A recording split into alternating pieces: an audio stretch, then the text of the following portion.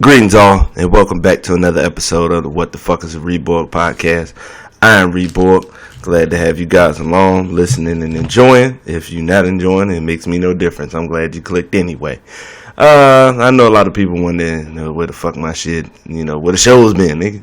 You slipping, son. Yeah, I ain't even got no excuse. I'm fucking up.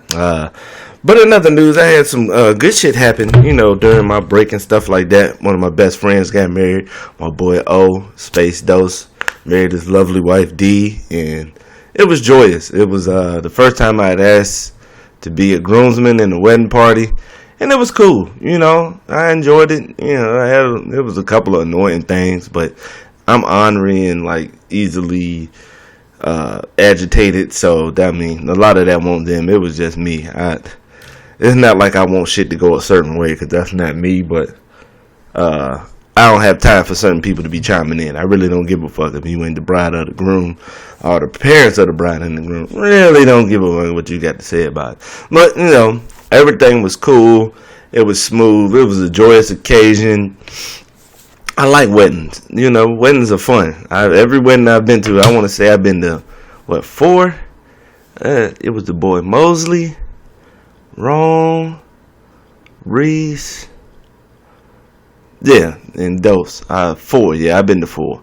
I missed 2, 1 because I was sick. I meant to go to my boy BJ's jump, and I was sick. I really, I ain't even had it in me, man. I was real sick in the other one.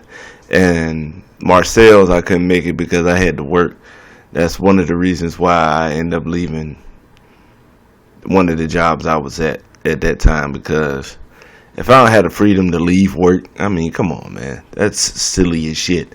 I need to get the fuck out. If I need to do some shit, I just need to do it.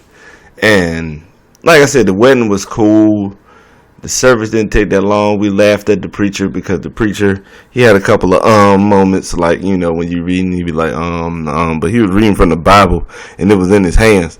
And I knew from the homies that was in the sitting in the congregation with the rest of the people, I knew not to look at them, because if I saw them, I was gonna break, and I just didn't want to be the dude that laughed while he was up there. I know Dose wouldn't have minded if I did laugh, and he might have got a chuckle out of it, but I wasn't trying to do that, because I don't want him answering no questions to why my goofy ass showed out. But it was funny as hell. I had a great laugh on the inside. I almost had an ab muscle with all that laughter I was holding in. The rest of the wedding party was cool. We had already knew each other. It was me, my boy Black Man, Reese, Ben 10, Dose's brother, and Wells. So we already knew each other for years. So it wasn't like we had to get acclimated or anything of that nature. That was cool. The ceremony was cool. I saw a friend of mine, TJ, him and his wife, Micah, who have been dating since, TJ was in the 11th and she was in the 10th. That was crazy, because TJ had just got his license, and I don't know how he got wind of this, because we, hadn't been hanging out or talking like that. And he was like, I know you know some girls, let's go see some. So the first one I picked was Micah, because, me and Micah had been cool for a year or two, had a couple classes with her in high school. And she was the first one to answer the phone, so that's where we went, and he didn't want to go nowhere else after that. He was like, I met that, that met my quota, so I'm good. So, and they started talking right after that, dated, and have been married ever since. It was 2001, somewhere around that time, about 2001. Wow, that's crazy. That's a long ass time, but congratulations to them. Beautiful kids. It was great to see them. It was great to see Dose's mom, his sister, his nephews. It's just good to see everybody's family around and stuff like that. And the reception was good. I wasn't too privy on the food. I was just ready to dance. And I'm not so you think you can dance. I'm not Late Twins or Kidda or what's the other dude name? Fiction. I ain't no dancer like that, but I can, I can carry a beat. I got more than just a 2-step.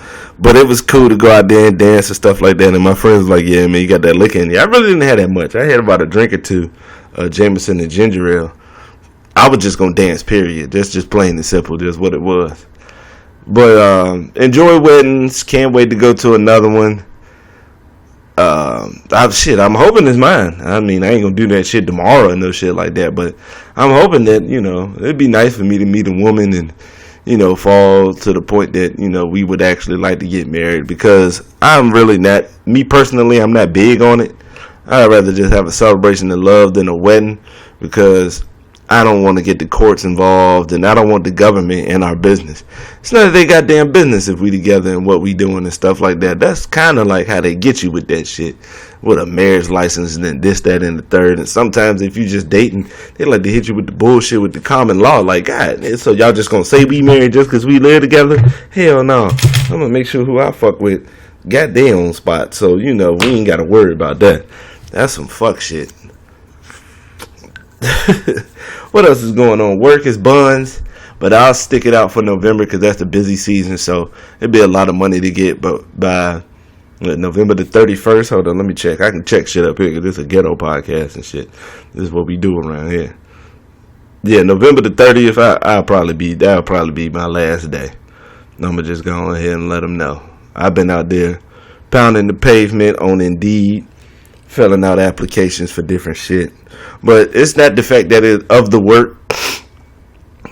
Some of the work does get on my nerves, because sometimes you hate to go to a house and you got to clean the carpet and they want you to move every damn thing. Like, what difference does it make to move this couch that you haven't moved?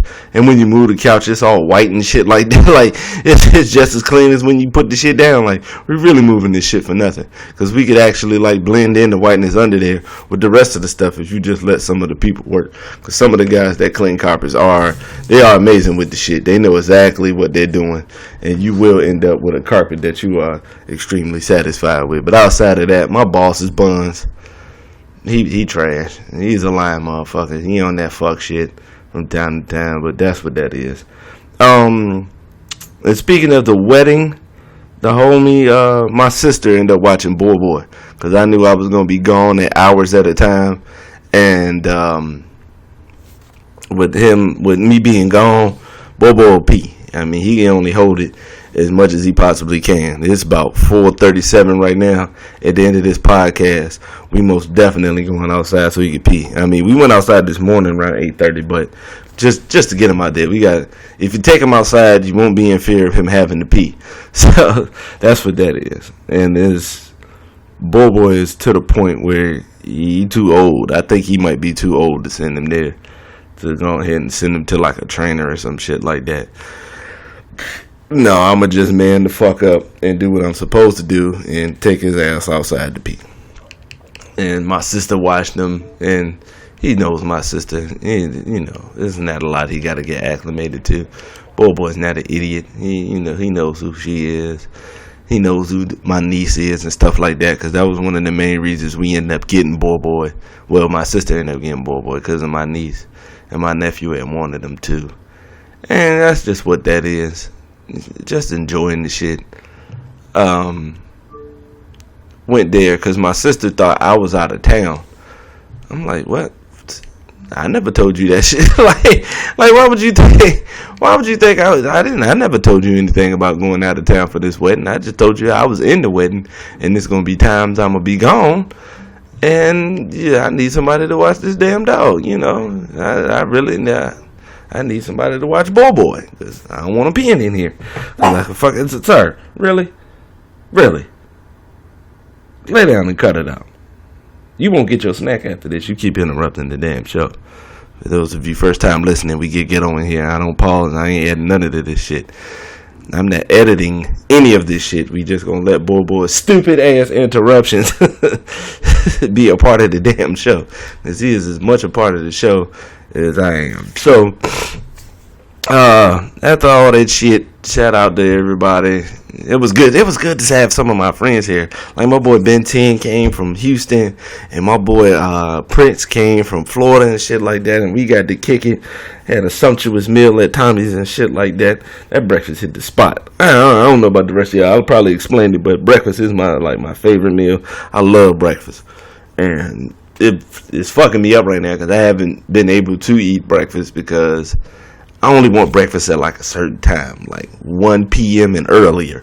Once that shit hit like 101, the breakfast feel is gone for me. Like, I just had this shit happen the other day where I left the homie house, and when I like woke up and got myself together, it was 1:30, and I was like, fuck it, just might as well go to Wingstop and get these wings so I can watch the rest of these games or whatever. But everything was good. That whole weekend was lit from Friday all the way. Friday, from the rehearsal, the wedding, the reception. Sunday, me and the homies went and watched some games. Shut up, boy. That Quaker Steak and Lube. That name stink. Y'all can't find a better name for y'all wing restaurant than that. That shit is trash. And, and Monday, I just got to rest. Got to chill. Let's go ahead and get to what we do best up here. And let's talk about these sports. First things first, I want to get this bullshit out the way. They're talking about Conor McGregor is supposed to be fighting Frankie Edgar. We don't give a shit. Let's be honest. And maybe some MMA fans actually do, but I know I don't. I don't give a fuck about Conor McGregor fighting nobody but competition. You're not going to fight Masvidal. You're not going to fight Diaz. You're not going to fight Khabib again. You're not going to fight Tony Ferguson. Shit, you ain't even going to fight Kevin Lee. So, you ain't going to fight Usman. Frankie Edgar, man. I don't give a fuck about old-ass Frankie Edgar. Yeah, he's a formidable opponent, but we want you to fight some of these real deal dudes out here. This is just some trying to work back into shit, because he ain't had a fight since. He lost last year to Khabib. And that shit is just like, I respect you as a fighter, but I can't continue to, following the hype and all this other shit if you ain't fighting no damn body. Because Khabib just beat Poirier. And the same way he beats everybody. He beats him down, he wears him out, takes you down to the ground, applies pressure, and just bullies you the whole joint. And that's what he did. He bullied homie for 5 rounds and got that win. Shout out to Stylebender for beating Whitaker. I wish I knew somebody that was betting on that, because that's where I was putting my money, Stylebender anyway. I knew, because Stylebender has a real early Anderson Silva type game where they can attack from all angles, and his strike game is second to none when it comes to that shit. And I knew Whitaker wasn't going to be able to. He really hasn't fought anybody like that. And he caught him with just some regular ass, nice ass punches. That was just what that was. Tyson Fury won this fight. He got cut like a motherfucker. That's one of the cleanest cuts I've seen from a glove in a long time. Like, the replay shows like that thread slowly opening up, that cut right above his eyebrow. The referee did a good job in that, stopping the fight. Tyson Fury showed the heart of a champion and ended up completing the fight and winning that shit. I think he won by decision. I don't know if he he ended up winning by decision. It's a lot of people that's between, there's 2 Russian guys, Dmitry Bivol, and I can't remember the other guy, Oleg Usyk. Both of them guys are like light heavyweights, and light heavyweight is just the most unpopular division in boxing history. Nobody gives a fuck about this division in the public eye or in boxing. I give a fuck because, I know who the 2 guys are. I watch them fight. They be doing their thing.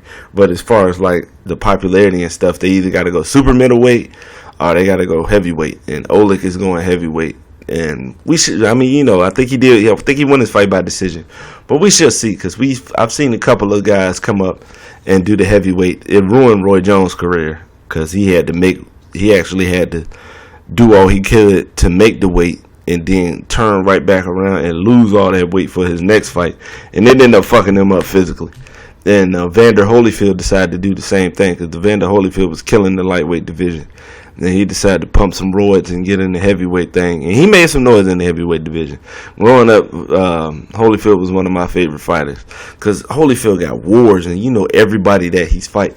That is why I'll pick him over like a Lennox Lewis. Of course, Lennox had better boxing skills and stuff like that, but during that 90s period, because Lennox Lewis came up the same time as Mike Tyson, but the only fight I remember him having in the 90s was him defending his loss against Oliver McCall.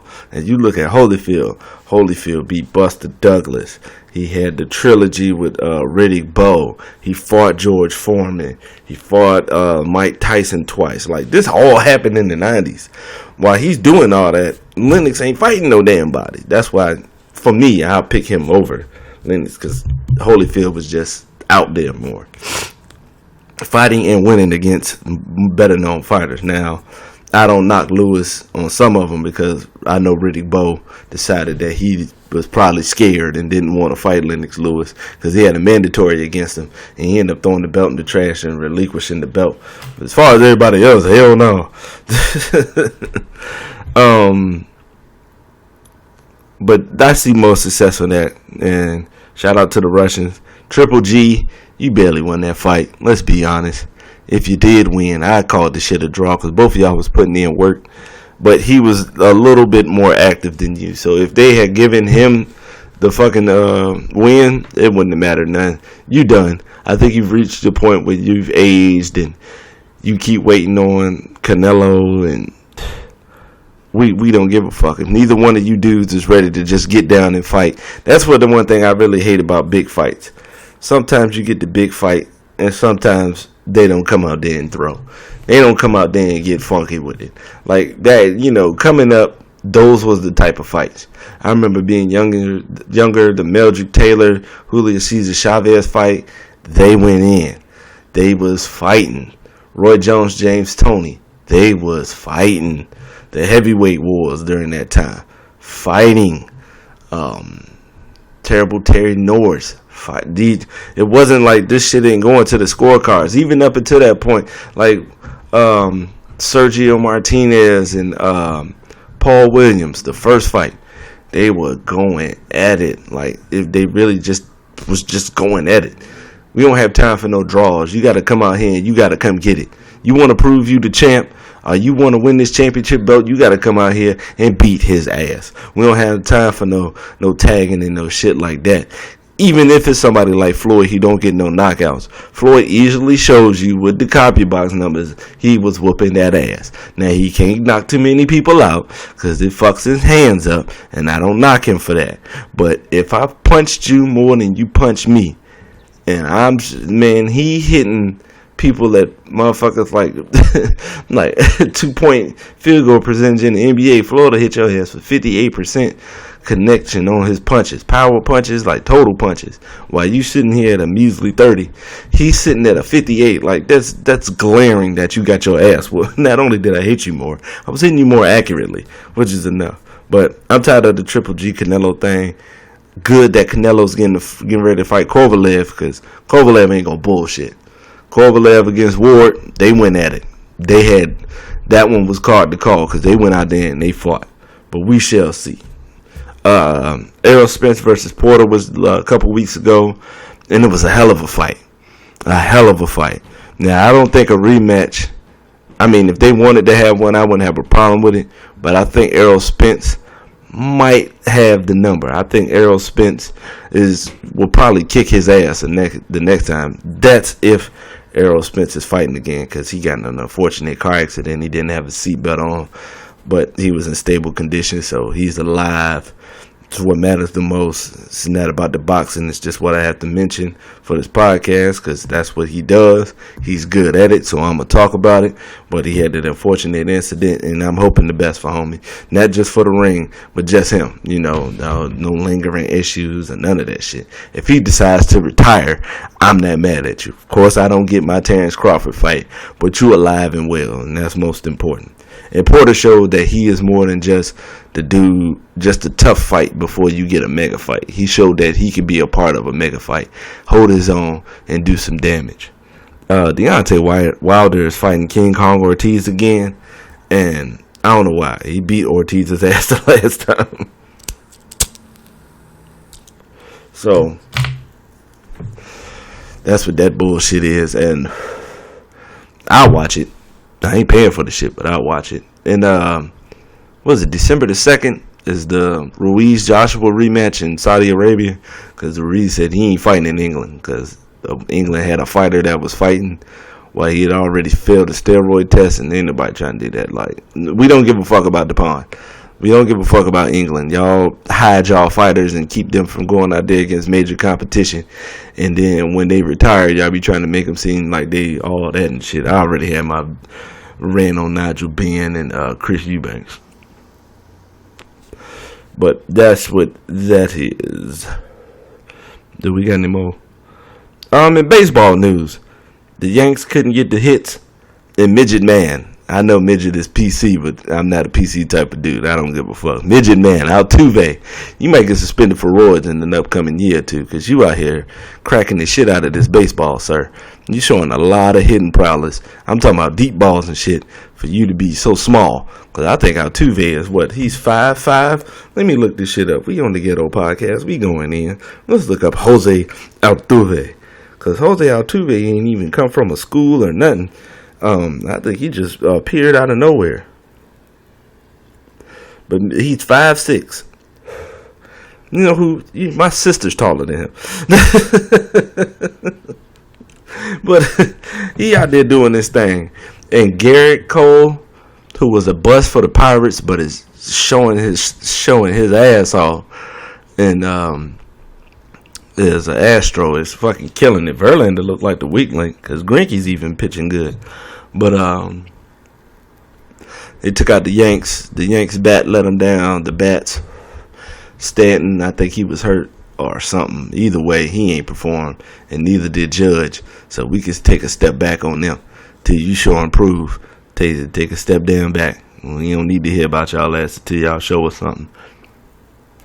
The Dodgers disappointed, and Clayton Kershaw showed he ain't ready for that. He ain't ready for that prime time because they lost. The Braves lost. And shout out to the Nationals, a team that they put in the dumps once Bryce Harper left. Ended up going to the World Series. They took that strong ass pitching and pulled the 0-1 Diamondbacks with Randy Johnson and Kurt Schilling, and they getting ready to do the damn thing. Strasburg's been healthy, and I've always liked Strasburg. But, you know, those injuries is just a bitch sometimes, man. And it's good to see he's overcoming it and shining like he always has. And Scherzer just be fucking him up. You know what I'm saying? But this should be a good pitcher's duel between both teams. Now, what is going to happen when the bats come alive at Houston? Because they got bats. That's what they got to worry about. That's what they got to worry about. But, like I said, like those Diamondbacks, they went against a good-ass Yankees team, and they had them motherfuckers whiffing at the plate, so maybe the Nationals could do that. It'll be interesting to watch that. Should be good. And as we transition from baseball, we gonna hit this college foosball. College foosball is good, man. I mean, I'm a football fan already, and this year is showing and improving. I'm gonna just go through a couple of teams and, you know, let you know what the outlook looks like. Bama's Bama. At one time, all the young guys on the defense that had to play due to injury, they're actually showing and improving because Nick Saban is like, he's more of a defensive coach and he coaches the defensive backs personally. So the defense is improving with every game. I don't like the fact that they pass more than they run the ball. I already said, you got Najee Harris back there. Run the ball. You know, you shouldn't have have games where you passing the ball more than you run, because that ain't the Bama way. You gotta always make sure that run is right. I'm over here hiccuping and burping on the inside. I'm out here fucking up in these streets. But run the ball. Tua got hurt. He done twisted his other ankle, and I don't want to call him soft or no shit like that, because I don't think he is, because he twisting the shit out of these ankles. Like, that ankle bone is touching the ground, which lets you know that shit is, you know, he twisting the fuck out of it. That shit hurt.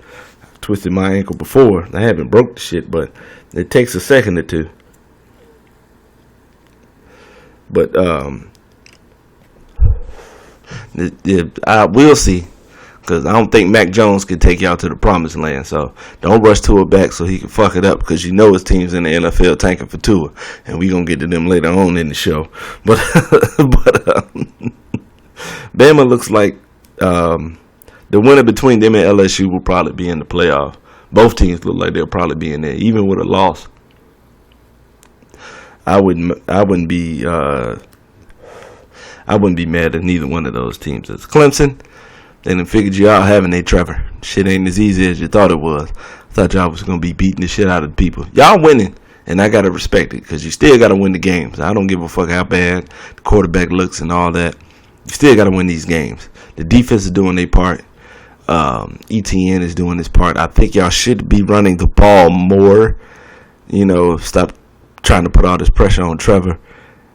But I still think with this weak ass conference that y'all will be in the playoffs with no problem. Now, when you play these real teams, Trevor, we ain't got time for all this fucking up.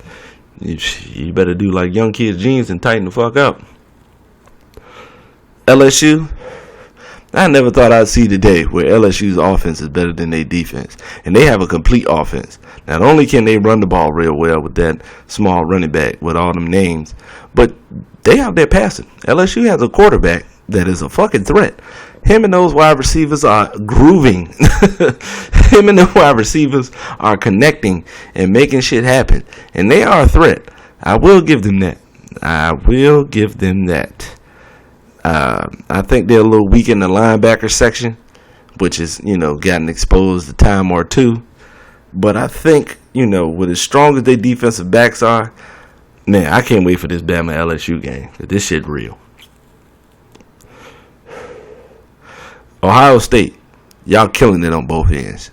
Chase Young probably going to top 5 in the draft, showing that he can't be blocked 101 in college. And and the rest of the defense is playing good.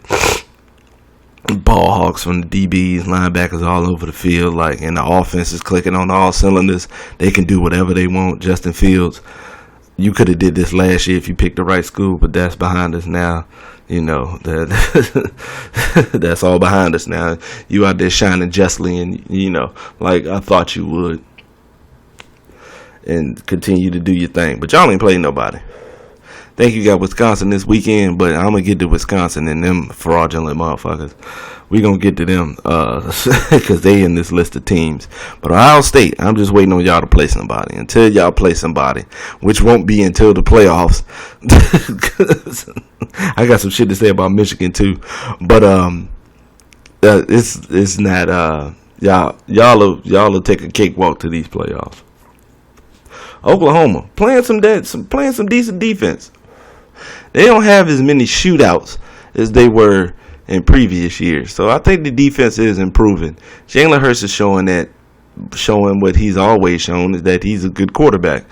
He can pass, and he ain't gonna hit you with no 70, 80-yard bombs and shit like that. But he know how to move a team down the field, and he know how to get points, whether with his arm or with his feet. And with this play, I hope this puts him in first-round conversation. If y'all can put Daniel Jones in first-round conversation, and this is nothing against Daniel Jones, but come on now, we know Jalen Hurts is better than him, right? As a quarterback and as a runner, so I don't know how you could put him in there. And that half hurts in there, shout out to him, Wisconsin, y'all got exposed. Who the hell did y'all lose to? Y'all lost to somebody you ain't had no business losing to. It doesn't matter. It's the Big Ten. The Big Ten is weak, just like the Big 12. Yeah, it's just weak. That's just what it is. And I don't want to knock Ohio State or Oklahoma or Clemson because they're playing in weak-ass conferences, but sometimes that exposure happens when you play against other teams outside of that shit. And I don't think Ohio State had a hard non-conference schedule. So, but same thing with Wisconsin. You beat Michigan, that didn't show shit. And but I'm not a true believer in Wisconsin as a whole. You got the quarterback out there, and unless you go out there and have him slinging the rock, y'all really out here trying to make him a game manager. This is not going to work, because as soon as somebody stops Jonathan Taylor, guess what? You're stopped. Or just not even stop him, but contain him. If you can hold him under $150, you good. Penn State, well, I'll be down. Shout out to Penn State. Of course, I'm shouting him out first, James Franklin, because he's the black coach, and he's actually doing his thing out there. But y'all actually showing showing a lot of shit. Y'all had to replace Miles Sanders. And y'all doing a running back by committee, and it's still doing their thing. The defense is formidable. And the quarterback, who did he replace? Trace McSorley. I don't know who they got at quarterback now, but he's been playing good. I can't think of his name right off the top, but y'all out there playing good ball, man. I really enjoy that shit. Notre Dame, same thing. Y'all fought hard against Georgia. Kind of let the shit slip through your hands at the end, but y'all fight. I usually shit on Notre Dame because of the mystique, but y'all been playing good ball. Like, just you win the games you're supposed to win. I can't knock you for that. you got Michigan this weekend, and that pretty much proved to me that if y'all could deserve the college football playoff consideration, because if y'all lose, it'd be a real who gives a shit. But for you to play your only competition is Georgia, and for it to be a close loss, and for y'all to fight, I ain't got nothing to. I can't do nothing but respect that. The Florida Gators, you only got one loss. That was against LSU, and your next real test will be, I don't know. They beat Auburn, yeah. So your next test will probably be when you get to the conference championship, because I don't think you have any other difficult teams to play or anything like that. The offense is showing some gumption. Like from the beginning of the year against Miami, the offense looked a little stagnant every now and again. You know, a big play per quarter pretty much was keeping them ahead. But it looks like y'all with Trask. I ain't gonna call him trash. I was calling him that during the LSU game because I was waiting on him to fuck up, and he did. But Trask is showing that you know he's the backup, but he's playing great ball. You know, really not taking him out the games. And that strong defense, it's a good combination. I'm looking forward to what's going on with the SEC at the end of the year. Georgia, y'all got to tighten the fuck up. For all them wins and for y'all to lose to South Carolina on some fuck shit. Ugh. Ugh. You got too much talent. The coach is too good for y'all to have some fucking hiccups like that. That's the type of shit that had Mark Richt hated in Georgia. So, tighten the fuck up. Michigan, I'm going to just chalk it up to Harbaugh not having his quarterback. I don't think Patterson is his quarterback, his type of quarterback. Now, we'll see, when Dylan McCaffrey gets in there, what difference it would make. But to be honest, isn't that working? We've seen what Harbaugh can do with quarterbacks that he fuck with. And I don't think him and Patterson are on the same wavelength. And something's missing. It's a disconnect there that I don't get, especially with all the talent there. But you playing that weak-ass conference and you still is out here struggling in these streets. You lost 2 games. Fuck you. Definitely a federal fuck you, because I picked y'all for the playoffs and you've let me down. Auburn, if y'all can make it through the gauntlet, hey, because, I mean, shit. The Florida game, y'all ain't had no business losing. Y'all let that one slip through y'all fingers. But y'all will be back. I will give you that. Now y'all have a couple of pieces on the defense y'all will have to replace as far as Derrick Brown, because Derrick Brown's a beast, the defensive tackle. So it will be some pieces y'all have to replace. But I don't see y'all making the playoffs this year. But next year, I'm going to keep a real eye out for y'all. Oregon, your only loss was to Auburn. And Auburn's a good-ass team. So, and you showed against Washington that, you took your bumps and your bruises and you showed that you're a real team, because the Pac-12 looked weak outside of that. Washington, I thought Washington was going to be able to make some noise, and they have let me down thoroughly. But with Oregon, y'all playing good ball. Y'all got a great offensive line. It's good to see that y'all leaning on them and making, running the ball a lot more. Herbert's good, but you don't have to depend just on him alone to win your games. You could do it either way. And I think with an ever-improving defense, y'all got a chance to make the playoffs and to give somebody a run. Shout out to Baylor, that's undefeated. After all the bullshit that went down with y'all school, man, that's real nice to actually, that's one of the feel-good stories of the year. That Baylor I think they still undefeated. Actually out there playing good ball. I thought they was going to be buns. I had transfer portal up here, and that's because each week Rivals.com puts out a transfer portal, because players are joining it every week, and there's a lot of motherfuckers that's ranked. A lot of motherfuckers that I remember during the recruiting process.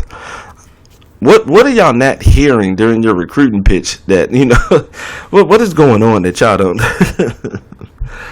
Is the bag that much? Because we know y'all get a bag. Some of y'all out there getting the bag. Is the bag that much that y'all can't decide what y'all want to do? Technically with, is the bag that much that you just have to pick this team? Or, you have to get this money so you can help your family and stuff like that.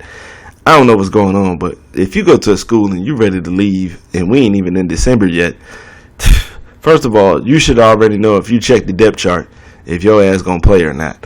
When it come to some people, I knew that Tua was going to play sooner or later. I knew Trevor Lawrence was going to play sooner or later.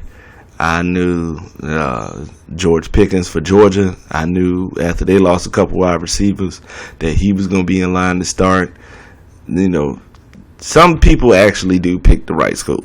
You know, Justin Ross at Clemson. I knew he was going to get some burn. I thought he was going to start out at the slot. No, he started out at the other side. But some people, you could just see the shit. You know you getting ready. You pick the right school. They have a need at that position, and you're going to do that. Some of y'all pick the school, and there's absolutely no need. Like, why go there? If I'm a linebacker and Alabama's recruiting me, you got to know they have at least 2 to 3 people at the position before I can even get a look. Why don't I go somewhere like Oregon where I don't know who the linebackers are? And I have a better chance of starting, but I don't know what's going on, but y'all got to tighten the fuck up. And we're going to end off this college football conversation with the disappointing Miami Hurricanes. Not disappointing as far as the offense, because I knew the offense ain't been right since Dorsey was there. So until we bring in the right coordinator and the right quarterback, it's just not going to work. It's just not. And now the defense is falling. Like, Manny Diaz has lost this team. He did. At a time, this defense was top 10, like, easily. With the turnover chain and all that shit. Now the whole team is a turnover and everybody's failing and we looking bad as shit. That Georgia Tech loss, it didn't hurt, but I knew shit was going bad. Like Michael Ray Richardson said back when he played with the Knicks, the ship be sinking, and the ship is boy, this shit turned into the Titanic. Miami is buns right now, and it's not good to watch as a fan. So I'm hoping they can do some shit. We got a good recruiting class coming in, pretty decent. So, but ain't no star power in it. So, and even with the last couple of ones, like with Mark Pope, Jeff Thomas, Lorenzo Lingard, they were high ranked. Why aren't we putting them out there? Is it like it's something going on? Something's not right. I think it's Diaz losing the team, and they don't want to play for him. Being a head coach might be too much for him. He's probably better fit to be a coordinator. The Temple job looks like something that he should have took. But I don't know what's going on with the team. I just hope things can be decent so we can at least be a formidable opponent. Because right now we ass. Today the NBA kicks off, and it's a little disappointing because Zion won't be playing with the team because I wanted to see him with that team. When they go against, who they playing? Shit, I can't remember. We fucked up. Damn, I can't remember. Oh well. And the Clippers and the Lakers playing in the late night, in the 10 o'clock game. Should be interesting. So with this NBA preview, I'm just gonna go to through the teams, let you know what I think about them, how they look, you know, just foreshadowing shit.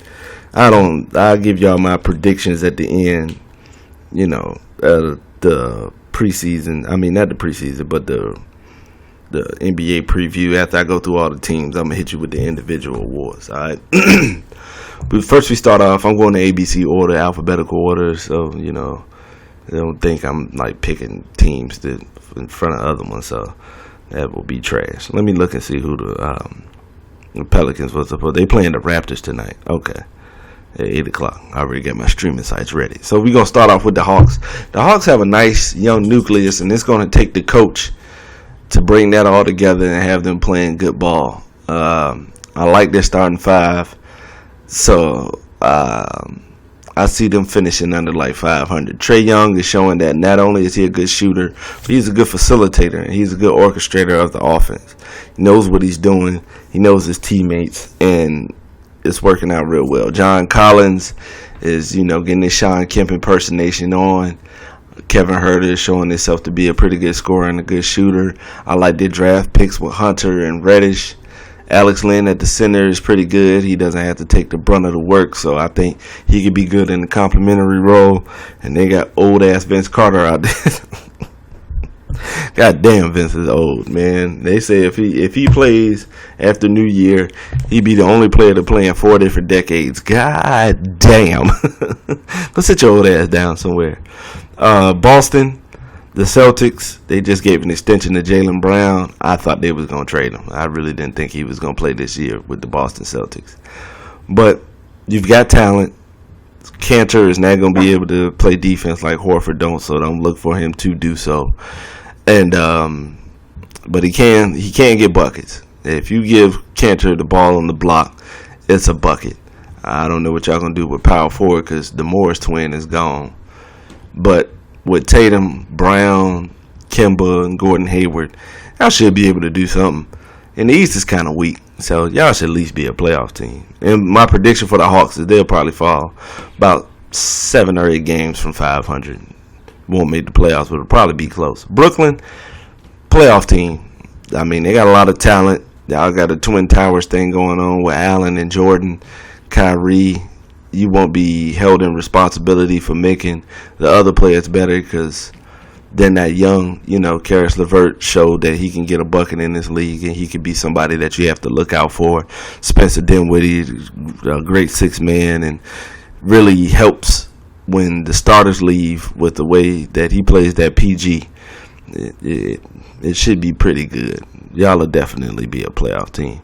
The Hornets, we buns. Maybe Che Rozier will come out and kill people and be Scary Terry.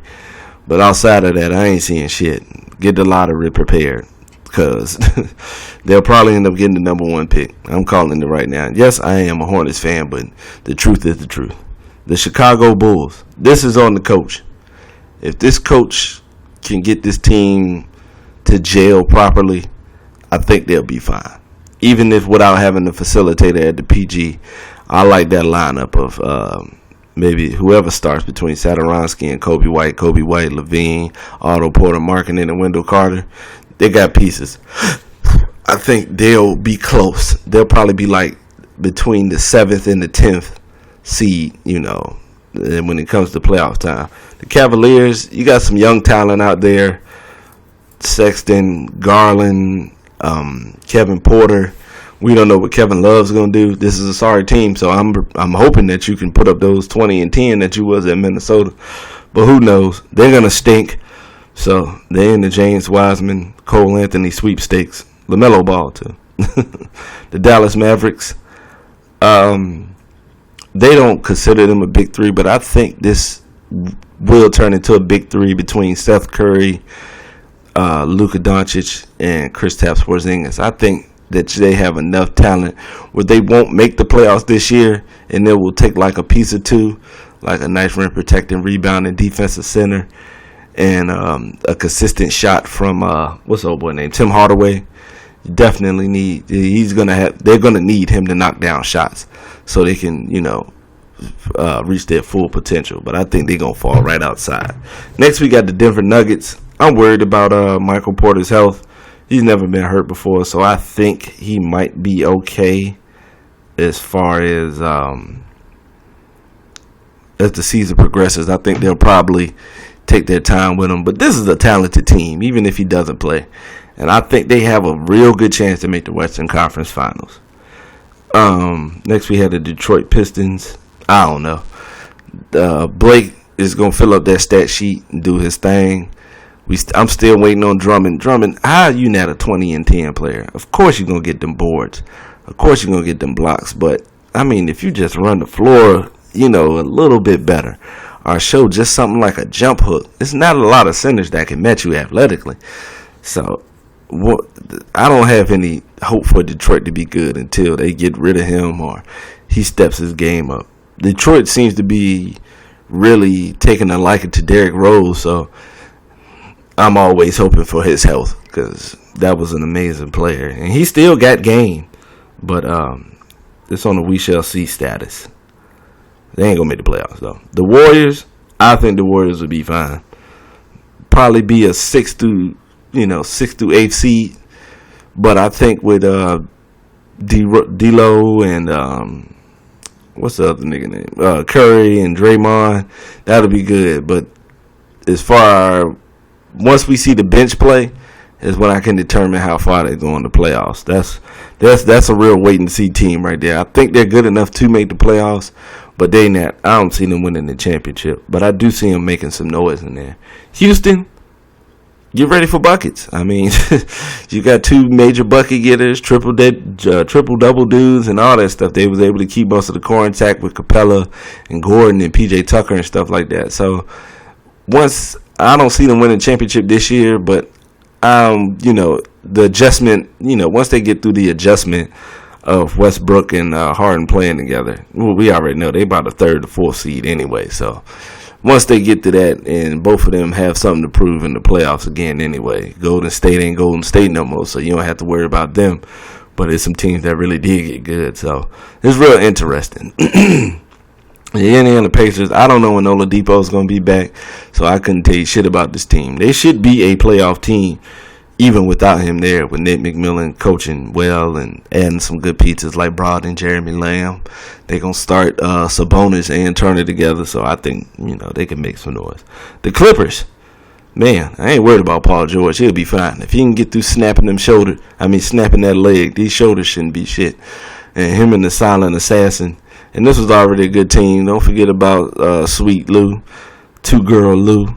It's Lou Williams going out there doing his thing. The defense will be great. I think a lot of people are sleeping on Zubac. I think Zubac is actually going to play, he going to make a name for himself this year. Montrezl Harrell, he plays hard, and he made himself a known player. So, it's hard for me to pick a team to win the chip. Because there's a lot of new teams that got a lot of new gelling to do. So that's what that's what I want to check out. The Lakers, that's crazy. A pick and roll with LeBron and a pick and pop with LeBron and Anthony Davis could be dangerous. I'm hoping Anthony Davis can stay totally healthy, because he get nicks and stuff like that, and it'd be like 60, 70 games. So, he don't miss a whole lot of time, but he will miss something. But barring injury, this team is scary. It's scary. And people have been talking shit about LeBron, and that's all he need. And because usually when people talking shit about LeBron, he come out and he getting there. He plays very angrily. And we shall see more angry, ready to come at motherfuckers' neck LeBron. So I want to pick him for the chip, but I can't. I really just can't, because I don't know how they going to gel. LeBron and his coaches, he has an issue with the coach every damn year. So I know they'll probably be in the conference finals. This Clippers versus Lakers conference final will come to fruition. The Memphis Grizzlies, young talent, probably won't make the playoffs. Y'all missing some shooters. Y'all good underneath the basket down low with Valanciunas and Jaren Jackson Jr. and John Morant. He'll be all right once he just smooths over on his shot. Once he learns the ins and outs of scoring, I think that will help him flourish, because passing ain't shit to him. He can pass, and you seen it in the preseason. Like, he knows what's going on as far as dishing that rock. The Miami Heat, surprise team for me. Nobody's really said a lot, but I think they have a pretty good lineup with Winslow and Tyler Hero, Jimmy Buckets, Bam, and I don't know who else they got. Waiters was talking shit about Spoelstra, so he already got suspended. So if anybody looking for a sixth man who can get you some buckets, look like Deion Waiters will be available. But I think they'll be all right with the culture and the coaching there. They'll definitely be a playoff team. The Bucks. I think the Bucks gonna come out the East. Yeah, they lost Brogdon, but they played the majority of the year without him, and they still did their thing. George Hill is a nice replacement. When you have George Hill and as well as he played last year during the playoffs and stuff like that, I think you'll be fine. And you picked up Wesley Matthews for more shooting. You picked up Robin Lopez for some better perimeter defense. Dragan Bender looks real comfortable with the team, and to show that it wasn't him, it was Phoenix. But I think they'll come out the East. The T-Wolves, Andrew Wiggins talking about it ain't 100 players better than me. Show and prove, because you can get 20, but sooner or later, those points have to turn into wins. We don't want you to just score 20 points. We want you to lead this team. When teams come into Minnesota's arena, they should they shouldn't be comfortable thinking that they should get a win. This should be your team. You and Cat take over, run this shit like y'all supposed to, and then you will get your just respects. But y'all ain't making the playoffs.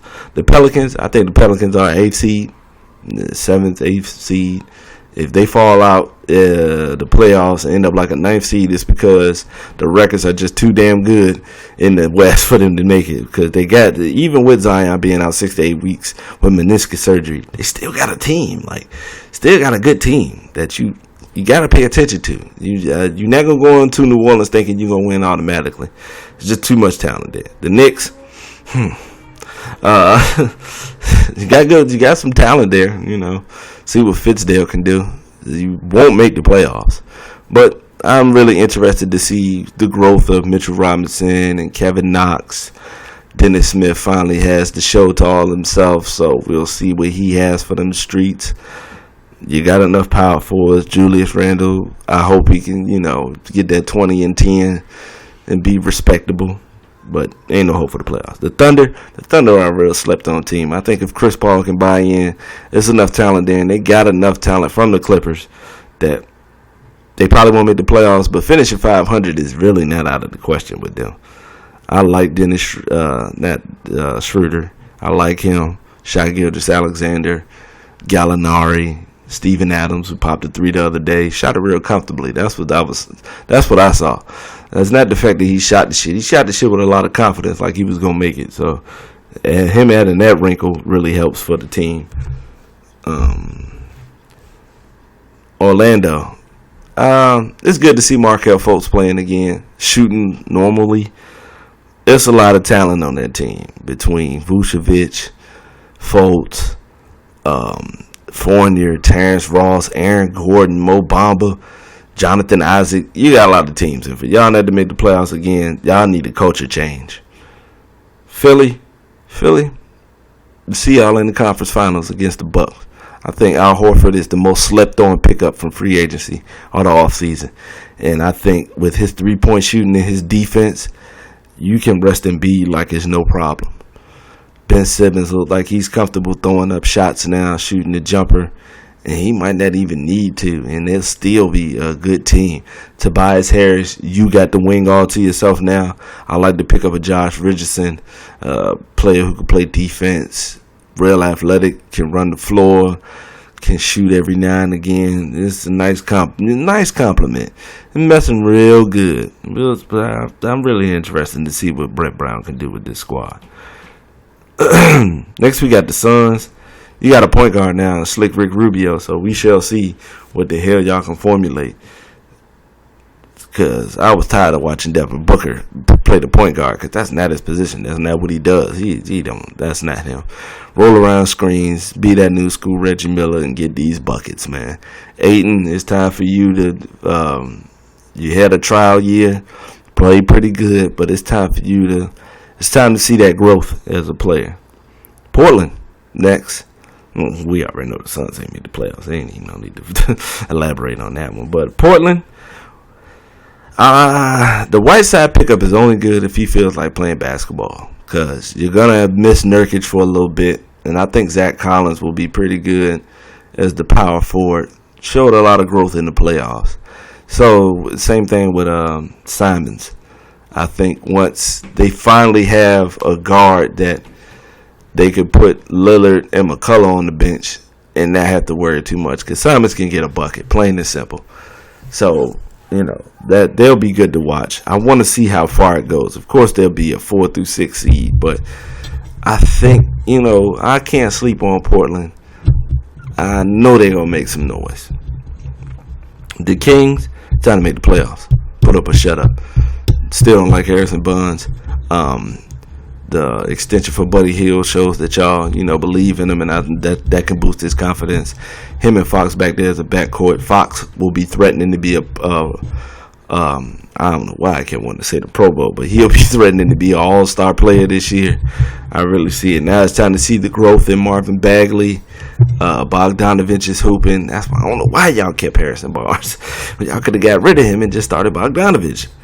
And what's the name of the other guy? I want to see Harry Giles out there. At this point, I think he's gotten healthy enough throw his ass out there, and it's time for him to hoop. But I think between the 8th and 10th seed, I think the West is too damn good for me to actually give them a spot. The Spurs, I put the Spurs at like the same spot because I don't sleep on Pop. They got DeJounte Murray back. That jumper looking comfortable. Him, Lonnie Walker, Derek White, DeRozan. The one thing they missing is that low post guy. They missing that Tim Duncan. The guy that they can put the ball on the block and, get that bucket. And also the guy who can protect the rim, your defensive anchor at the rim. They missing that because I know Pop would like to do that because when you have that post player, you can slow the game down considerably. And, those run and gun teams going to have to take, they got to take their time because they don't have no answer for that. And, when they run and gun, you're not really worried about missing because you're going to get another opportunity. But when you playing that slow down, grinded out team, sometimes that shit, you get impatient and them shots don't be falling. And over that course, it could take its toll. So I'm looking forward to them. Like I've always said, this is my pop's favorite team. So in the NBA, so I usually follow them. I really like DeJounte Murray. I really like Seattle players, period. But I enjoyed this game all the way from high school up to now, and I'm hoping the best for them. The Raptors, I think the Raptors will make the playoffs again. I think they have enough talent on the team where they could make the playoffs. Good coaching. The guy, Nick Nurse, he's great for defense. And it's pretty much based on the growth of Pascal Siakam. Can you go from just a good player to an all-star player? Are you going to be the threat for this team now that the Kawhi is gone? And, his growth is most important for how far they can go in this league. But I see them being a playoff team, 5th through 6th, 7th seed. Next we got the Jazz. Y'all ain't got no excuse. You got pieces every goddamn well. That pickup of Bogdanovich from the Pacers was great. I mean, of course you lose Derek Favors, but we still got the Stifle Tower, and then you grab Mike Conley, which should really, really help Donovan Mitchell for the long haul. You still got Joe Ingles there. So there's really no excuse. Y'all should be making noise, like threatening to go to the conference finals. And last but not least, we got the Wizards. Good job, Bradley Beal, getting the bag. That's pretty much all it is. I'm going to check out for Rui Hachimura to see how he grows as a rookie, because you got a chance. Ain't nobody else going to be taking no shots but him. But we shall see. Right now, my championship team will be the Bucks. I'm going to go ahead and jump out the window of the Bucks because I know that with Anthony Davis at the Lakers, he's going to have to follow Lopez out to the three-point line because you got to guard him because he's hitting them shits. And I think they're the team that can get the most because I don't see anybody wanting to bang. I don't see LeBron wanting to bang and chase and have to, deal with Giannis for a whole series. Somebody gonna have to switch off and help him with that. Jared Dudley, get your ass out here and take some of these goddamn Euro charges and shit. But I mean, the Bucks, they're shooting, they play defense. I think they have enough. I think with Philly's trying to gel together. They're trying to gel together starters and trying to get, continuity amongst the starters on the team. The Bucks already have that. They just got to make sure the bench can, maintain the lead while the starters are on the bench. I think the Greek Freak going to show a decent jumper, one that's respectable at the most. But that's what I'm picking. I'm picking the Bucks over the Clippers because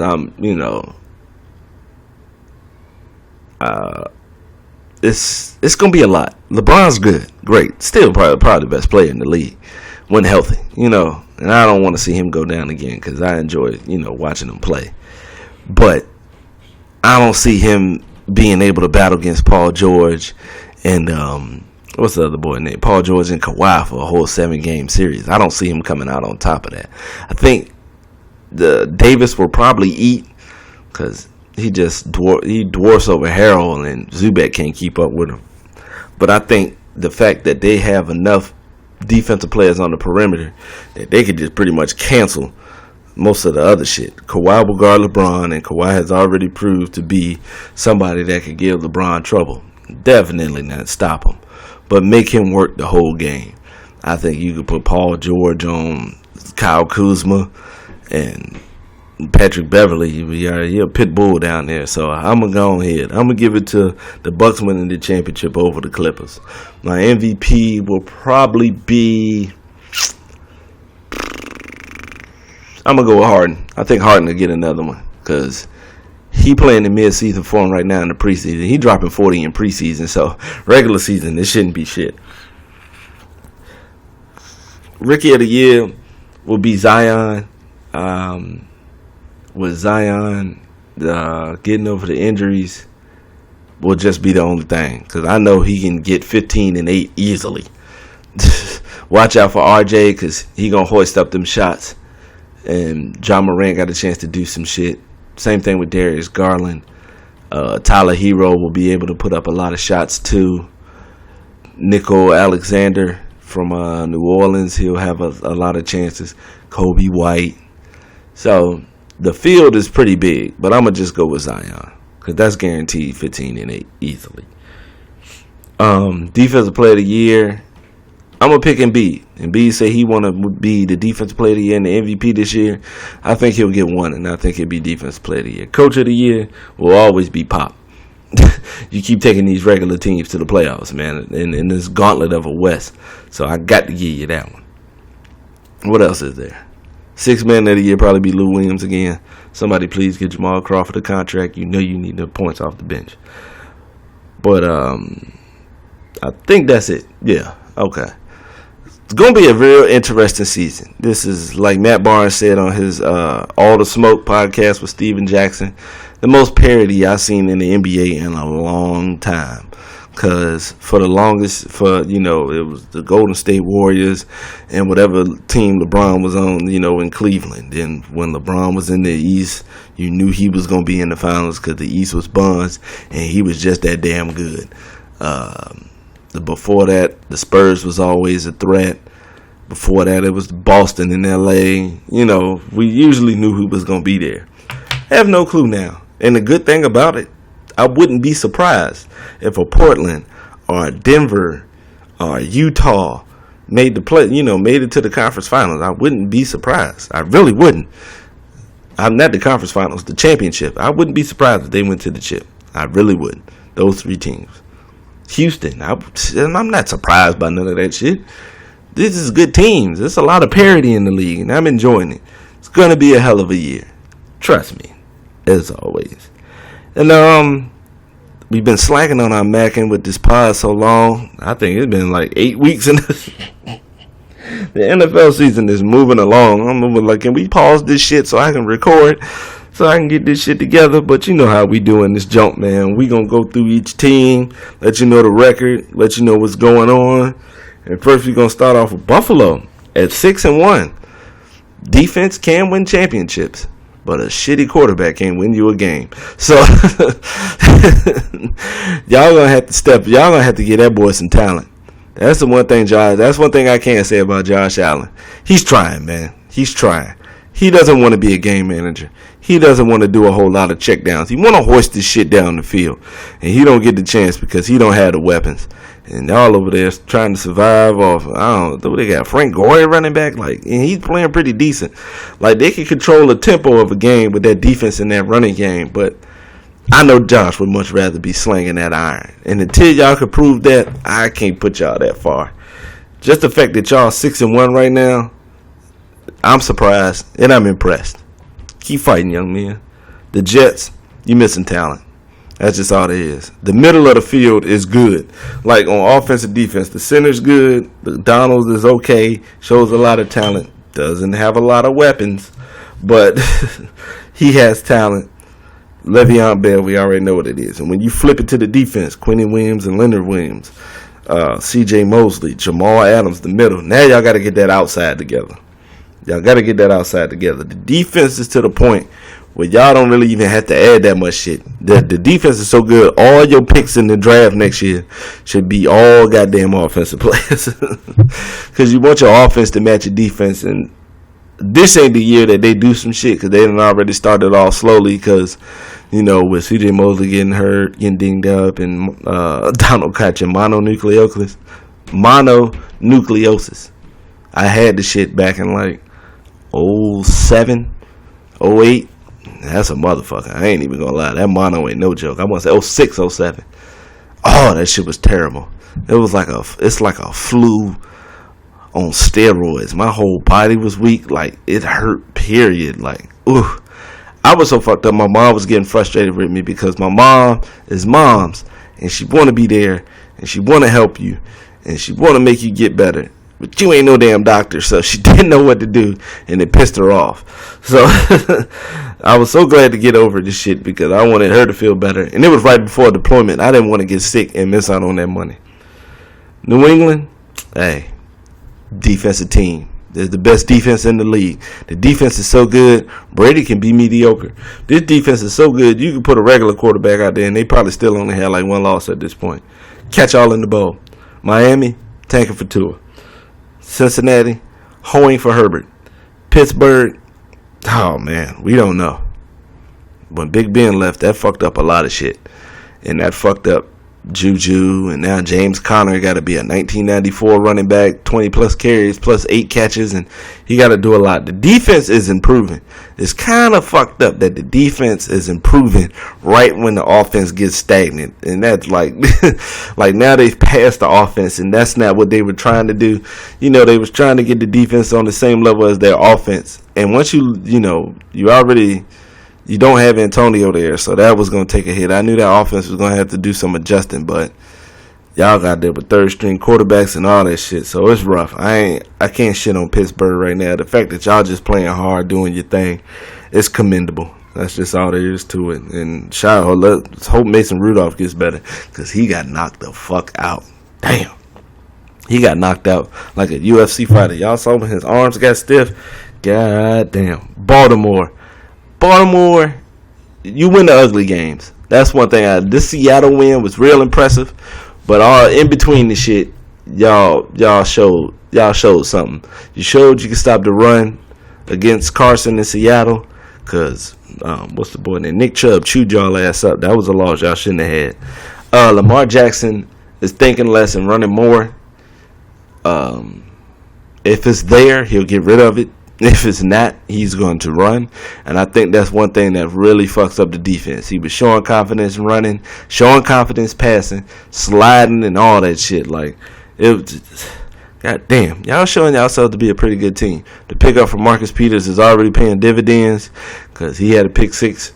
And I think that was the first interception Russell Wilson threw this year. So it's real interesting. Like, Baltimore has got the type of team that could make New England do some work, but until they show it, New England in the bowl. Cleveland, it's time to show and prove. That's all I got. Houston is a good team. They just missing talent.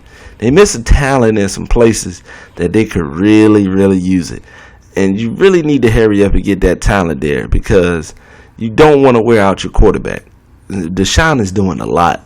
Hop is doing a lot. Watt is doing a lot. Like, if you can't get this, and it's not that they're doing a lot because, I mean, they're only doing it because they don't have that talent around them. You're supposed to hurry up. You're supposed to be making it easier for everybody else. As long as you're doing your job, it should free up other people, and it's just confusing. They should be better, but you know, with that lack of overall talent, they're not going to be as good as they should be.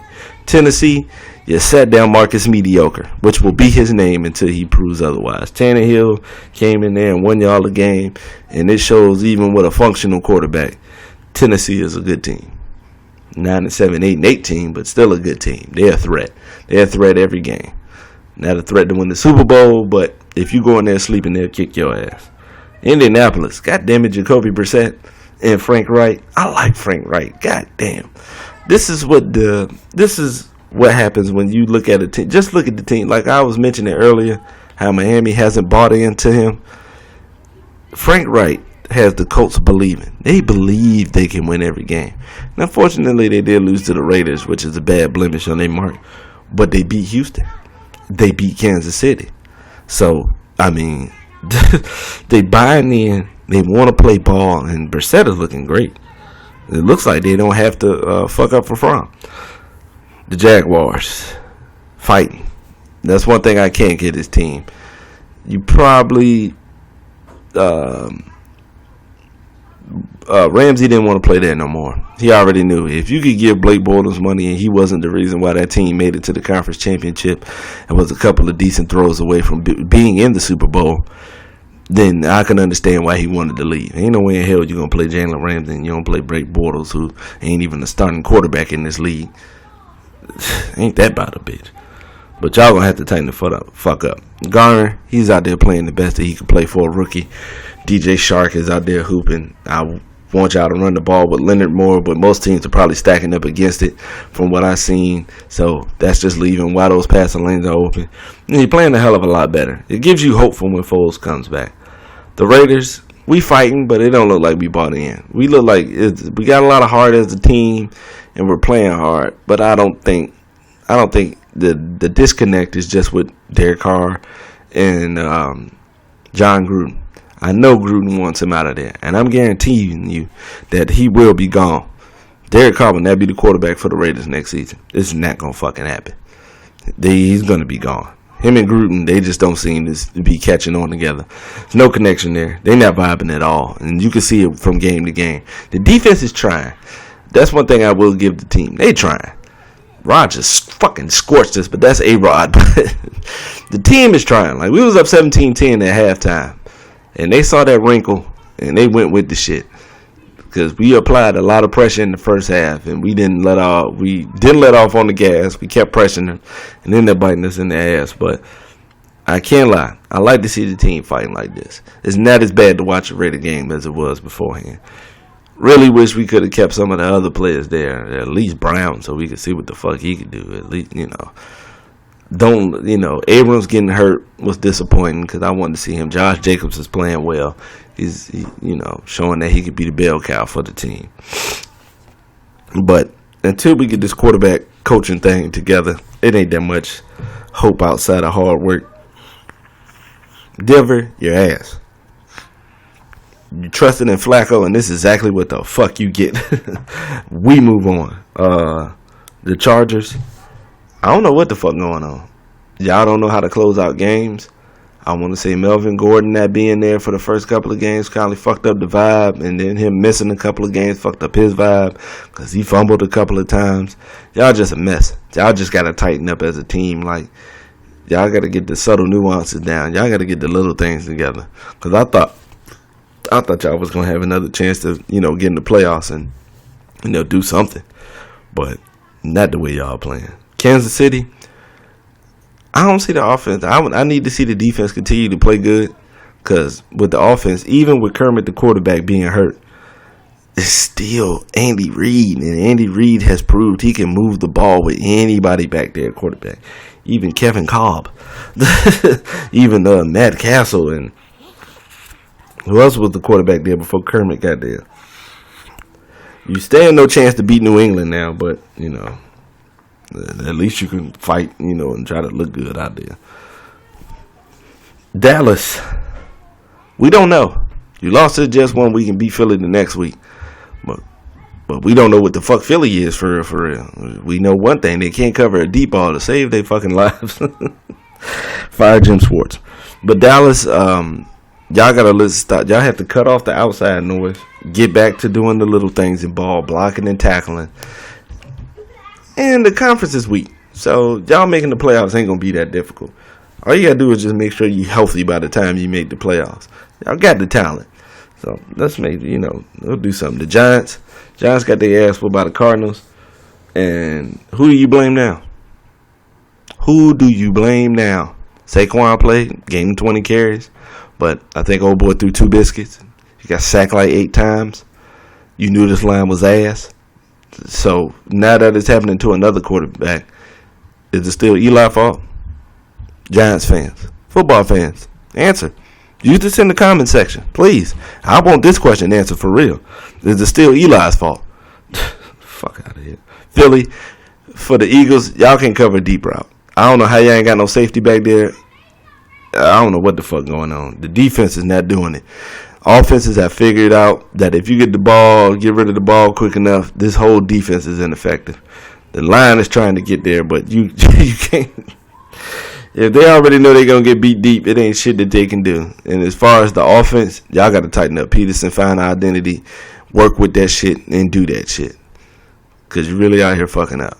All right? You gotta tighten up. I mean, some games and some play calls, you look great. Other times, you doing head scratchers. So, y'all need to find some continuity and get this shit done. And fire Jim Schwartz. Washington, I ain't even fucking with that one. Y'all gonna be sorry until Daniel Snyder ain't the owner. When he finally decides that he need to step the fuck away from the football portion, because that's not his fucking field. And he out here fucking shit up. Minnesota, Kirk Cousins. But prove me wrong. Now, I don't give a fuck about you proving me wrong, because when you do, that means it's good football being played, and I'm going to enjoy every second of it. Out there showing and improving out there. Go on ahead. Y'all already got the defense. They just waiting on you to come along with them. So y'all can make some noise. Chicago, they got the same problem the Raiders got, but it's even worse and it's magnified because they have so many good players. The defense is tired. Now, you wonder why Khalil Mack and them are not being able to get it done. Number one, Leonard Floyd is not doing his job. Khalil Mack is taking double and triple teams, and you can't beat anybody one-on-one. You need to get the fuck out of there because you're wasting everybody's time. And on offense, Nagy don't know what the fuck he doing. Trubisky is not his quarterback. Yes, they drafted him and all this other shit, but it's not the quarterback he wants, because we can clearly see that is the major thing holding back this whole team. He doesn't know what to do with his running backs, even though he has two good ones. So it's fucking up everything else. The lack of a bond between Nagy and Trubisky as coach and quarterback, it's fucking up everything. And you can tell. You can see it. Green Bay. Goddamn Green Bay. Y'all looking all right with the new coach, huh? I guess it was Mike Sherman's fault. The defense is getting better, showing and improving. They're getting better every time I see them. They playing decent ball out here. And you may take a slow, but that's football. Because every now and again, somebody going to come out there and play you tough. But y'all out here playing good ball. Aaron Rodgers is looking good. He doesn't have to be the savior every damn game. I think this is his first 400-yard game of the season. Too bad he did it against the Raiders. But, it's looking like he doesn't have to save the day all the time. You're running the ball. You're playing good defense. You're controlling the game, which is important. I like y'all. I'm looking forward to this as y'all move forward.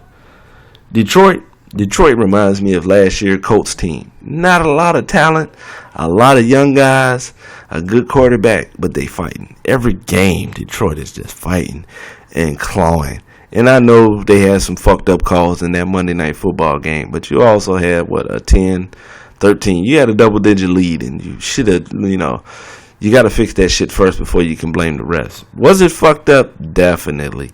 But you still got to play ball afterwards, and that goes for everything. Even after the tuck rule with the Raiders, we still didn't do shit to stop them from getting in field goal range. Same thing with Miami against Ohio State. Yeah, it was a bullshit pass interference call, but you still got to play in overtime. And we played down to Ohio State and we lost. But Detroit, next year, barring injuries, I can see y'all doing some things. I really like it. Matt Stafford has proven himself to be worth worth that money, and shown himself to be a good quarterback in this league. Those are not empty stats he putting up there. He's using that for survival to keep his team in the game. And I really enjoyed watching Detroit this year. New Orleans, goddamn. As soon as Breeze get hurt, the defense want to be the catalyst. Showing and improving. And Teddy Bridgewater being the game manager, plus that he is, because I can't just say he a game manager. Because game managers, they just try to keep from fucking up and just, keep it normal. Teddy's the threat out there. With that running game, even with Kamara, they ain't have Breeze or Kamara. And they went at Chicago's defense. And they look good offensively. Shout out to y'all, man. I don't know about the bowl, but goddamn, y'all look good. Atlanta. At least there's balls in Atlanta, because it ain't no football team. Y'all look like shit. The defense is done. Quinn shows that he is not a head coach. He don't know what he's doing on the offensive side. It shows that Kyle Shanahan was pretty much running that offense and doing everything that he could, because that offense is buns, even with all that goddamn talent. But the bad part is Atlanta's defense looked bad. Quinn, ain't that the reason they hired you? Because of the defenses you were doing in Seattle? It's a little different without the Legion of Boom, ain't it, motherfucker? They trash. Chase Young, you might as well get your Atlanta shit ready. Carolina is just like the Colts. The players have bought in. The defense is strong. And even with this quarterback who floundered after being such a highly touted quarterback in high school, they getting it done. Not a big fan of the usage that Christian McCaffrey is getting, because y'all got him on some old school Marcus Allen shit. 25 plus carries and 8 plus targets at the wide receiver and shit. Like, y'all really trying. I don't think y'all involving Olsen in the game like y'all should. You better hurry up before you get hurt again. But they fighting. This looks like a playoff team. It does. It looks like they're gonna be in the conversation. Tampa Bay, I'll wait and see. Bruce Arians, if he's such a quarterback guru, why is this nigga throwing 5 picks? If you don't improve under Bruce Arians, it was all Winston and he's done. You go join your fellow draft classmate Marcus Mediocre and y'all just be career backups, because it look like y'all not watching no film. It look like you getting better at all. You're still the same quarterback at Florida State, and that's a problem. Seattle, I don't know if Seattle just had a hiccup where they being exposed by Baltimore. Is Baltimore really that good?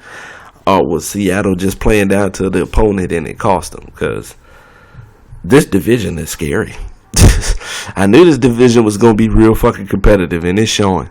You know, at 5-2, Seattle was still a threat. Russell Wilson just threw his first pick. So, first pick 6 or something like that. But they looking good. San Francisco, that defense is scary. They're all over the field. And it's not just the Washington game, because Washington's trash. All right? We already know that part. But just the defense they've played against everybody else, they made the Browns look real regular. They made the Rams look real regular on offense. And this shit is just, the defense looks great. And the offense is not going to fuck it up for them. Jimmy G is showing that he can be a game manager. We're going to need him to take that next step to be the star quarterback that they paid you for. To be that guy that they need at the end of the games. When, it's 13-10 and they need this touchdown, you got to be the one to get it. But a good team. Surprised that they're undefeated. Not surprised that they're good, but just surprised they're undefeated. I knew they had talent there, and I knew shit was going, I thought they would be like 4-3 at this time. But to be 6-0, hey, shout out to you, man. Do your thing. You fucking it up.